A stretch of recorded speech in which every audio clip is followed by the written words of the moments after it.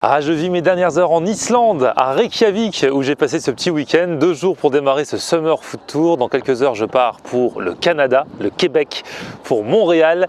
Et juste avant, je profite un petit peu de la vue.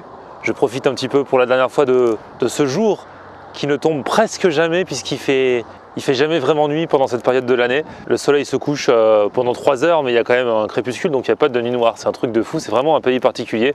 Et je profite aussi de cette délicieuse eau du robinet. C'est l'un des pays du monde qui a la meilleure eau du robinet, la plus pure. Donc voilà, c'est génial. Voilà. Non, franchement, j'ai adoré l'Islande, belle découverte, tout ça parce que je faisais un transit avant de partir à Montréal.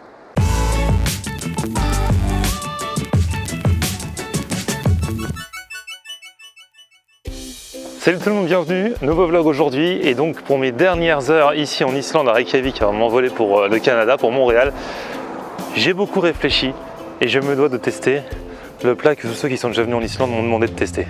Depuis 2 jours, j'arrête pas de recevoir des snaps, teste le hakarl. En plus j'en avais parlé dans ma première vidéo en me disant ouais mais je pense pas que je vais le tester parce qu'il paraît que c'est un plat que personne n'aime. Non seulement personne ne l'aime, mais il paraît que c'est dégoûtant. C'est du requin faisandé, c'est-à-dire que c'est du requin fermenté. Et je vais vous expliquer pourquoi c'est si mauvais. Il y a une explication.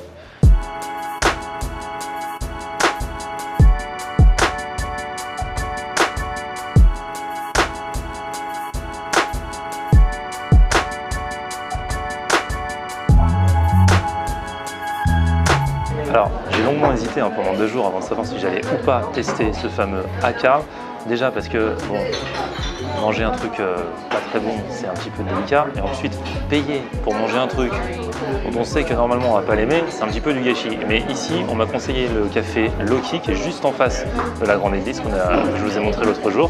Et en fait, le truc, c'est qu'il propose pour, allez, même pas 4 €, de nous mettre dans une assiette 4 morceaux de hakarl. Du coup, c'est juste pour goûter. Même si on n'aime pas, c'est pas très grave. Donc voilà, on va goûter hakarl. À la base, ça veut dire quand même, la traduction littérale, c'est requin pourri. Et ça fait bien flipper. Donc là, ça y est, de toute façon, je ne peux plus reculer. J'ai commandé, on attend que ça arrive. Ça y est, je viens de recevoir la commande. Donc en fait, c'est tout petit, puisque c'est juste 4 morceaux. Donc ces gens, ils prennent ça à l'apéro en fait. Donc du requin fermenté. Rien que l'odeur, ça sent un petit peu fort déjà. En fait, pourquoi est-ce que c'est si mauvais? Pourquoi est-ce qu'on appelle ça du requin pourri? En fait, c'est fait à base des requins du Groenland, puisque le Groenland n'est pas si loin que ça de l'Islande. Ce requin n'urine pas. Donc en fait, sa peau, elle est remplie d'acide urique. Ce qui fait qu'après, bon, il le pêche, machin, tout ça, on ne peut pas le manger directement. Il faut que pendant plusieurs mois, pendant genre 6 mois, ils l'enterrent. Ils enfouissent la chair du requin sous le sol pendant 6 mois. Parce que sinon, si on ne fait pas ça, ça peut être encore toxique. Donc on ne peut pas le manger. Là, j'espère qu'ils l'ont bien fait.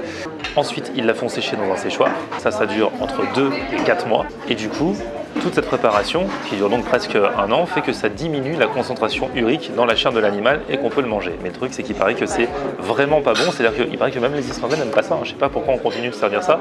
C'est la tradition à l'apéro. Mais il y a très peu de gens qui aiment ça. Et alors, niveau touriste, c'est quasiment 100%, c'est même 100% des avis que j'ai vus sur internet qui font que c'est dégueulasse. Bref, on va tenter. C'est tout petit, c'est pas ça qui va me tuer. Si je le fais, c'est vraiment pour ce vlog. Sinon, jamais j'aurais même tenté, mais à l'aventure comme à l'aventure. On y va.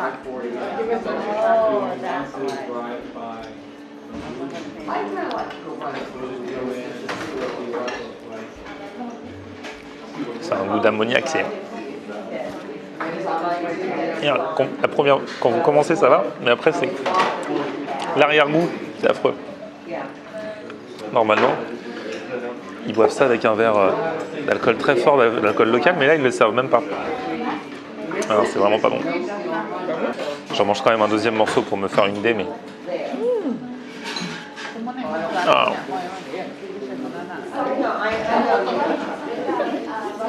Pourquoi ils font ça? Là, il va falloir faire passer la sauce avec autre chose. Donc du coup, après, j'ai commandé ceci. Et ça, c'est une sorte de purée de poisson qu'ils mettent sur du pain noir et que j'ai mangé pour faire passer le goût. C'est toujours du poisson, de toute façon, ils adorent le poisson ici. Mais là, c'est chaud. Là, c'est chaud.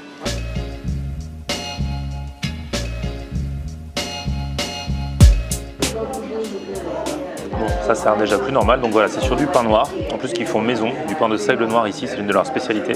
De la purée de poisson. Ça c'est bon. Il paraît qu'à la base c'est fait avec les restes de poisson. C'est un peu comme une brandade de morue au final. Hein. Par rapport au premier truc, voilà, ça va faire passer le goût là. Bon, honnêtement, avec tous les avis que j'avais lus sur internet, tous les messages qu'on m'avait envoyés, tout ça, je pensais que ça allait être encore pire. Je m'étais tellement préparé psychologiquement qu'au final, je trouve que bon, c'était vraiment pas bon et que c'est un petit peu compliqué à manger, mais je m'attendais à avoir vraiment un truc qui donne limite envie de vomir et tout. Là, c'est quand même pas le cas, pas à ce point. Mais bon, c'est effectivement pas bon. Pas bon du tout. C'est très particulier. Disons que nous, notre culture, on n'est pas habitué à ça. Et apparemment, même les Islandais, ils n'aiment pas trop ça, donc je comprends pas. Je comprends pas. C'est un mystère, c'est un mystère. En tout cas, fallait tester. Je l'ai testé. Yes, I can. Je pourrais quitter l'Islande, fier de mon travail d'études sur la gastronomie de ce pays. Voilà. Et je peux m'attaquer au Canada maintenant. Attention, hein. Avion tout à l'heure.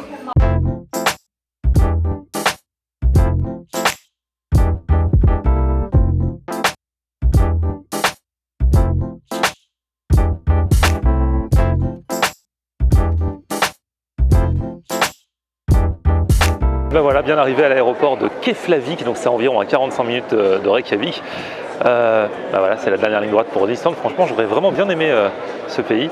C'était super agréable et c'était vraiment l'occasion qui a fait le larron, entre guillemets, puisque si je suis venu 2 jours à Reykjavik, c'est parce que je faisais escale par là, puisque je partais avec la compagnie islandaise WOW Air, direction Montréal. Cette compagnie m'a gentiment invité et comme ils font Paris-Montréal via Reykjavik, je me suis dit plutôt que de faire l'escale d'1 heure ou 2 comme il était proposé à la base, et bah, autant passer carrément 2 jours à Reykjavik. Donc c'est une bonne occasion.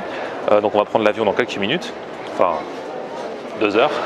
Là c'est l'enregistrement et comme ça je vous reparle dans un instant. Donc l'enregistrement est fait et maintenant il faut se diriger vers la porte D25. Ça va me permettre de vous faire un petit bilan de ce qui s'est passé pendant ces 3 jours en Islande. Alors déjà, je vous encourage à regarder les 2 premiers épisodes si vous n'avez pas vu les 2 premiers épisodes de ce Summer Food Tour en Islande. Alors, ce qui m'a marqué déjà, c'est à cette période de l'année, la nuit qui ne tombe jamais. La deuxième chose, c'est dans l'épisode d'hier, c'est ce bain dans cette eau chaude à 36 à 40 degrés, eau chaude naturellement, alors qu'il faisait 10 degrés dehors. Donc ça, quand même, c'était un truc de fou.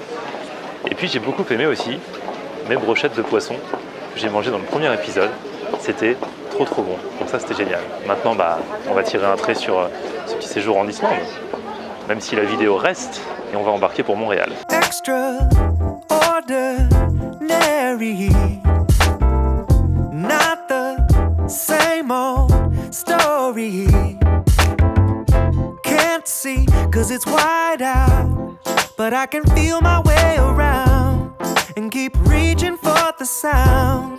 Yeah, cause it's a snow globe tonight. No need to go outside.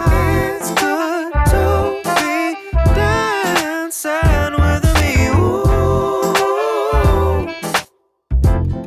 Yeah, let's shake it up. Shake it up. Let's shake it up. Shake it up. Everybody shake it up now.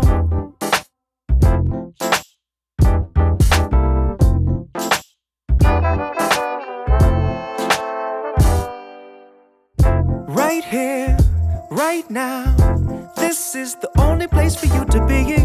Music, magic, good vibes, and there ain't no thing, no, cause we're having... Bien arrivé à l'hôtel, et en fait j'ai mon pull là dehors, il fait trop chaud, 25 degrés par rapport à mes 10 degrés de l'Islande, ça change carrément.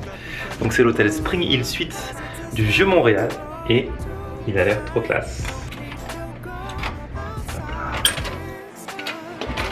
Ah ouais. Ah bah ça c'est de la chambre, c'est de la suite quoi. Trop bien, je suis là que pour une nuit hein. Alors regardez-moi ça. Ça c'est du room tour. Alors là c'est la chambre d'hôtel que je ne pouvais pas espérer. C'est un truc de fou. Le bureau. Tadam. Le salon. Tadam. Ah dommage que je reste là qu'une nuit. La télé. Tadam. Eh, il y a même une kitchenette avec four et tout ça, tout ce qu'il faut. Là, c'est la chambre. Oh là là. Et là, c'est la salle de bain, qui est grande aussi. Franchement, tac, tac, tac. C'est génial. Body strapped and acting like they have to put their words to action when the DJ plays a song and makes the party feel the paces when. Bon, du coup, je m'installe à mon bureau là, donc juste pour checker un restaurant parce que j'ai pas envie d'aller bien loin ce soir, comme je suis dans le vieux Montréal, que je suis un peu fatigué car la journée a été longue parce qu'il est 20h37 heure de Montréal, mais ça veut dire qu'il est minuit 37 heure de Reykjavik et qu'il est 2h du matin 37 heure de Paris. Donc je ne sais plus où j'en suis. Donc voilà, il y a un steakhouse qui a l'air plutôt sympa. Donc je vais aller checker ça dans le vieux port de Montréal. Et puis bah sinon, peut-être qu'il y a un autre resto qui me donnera envie.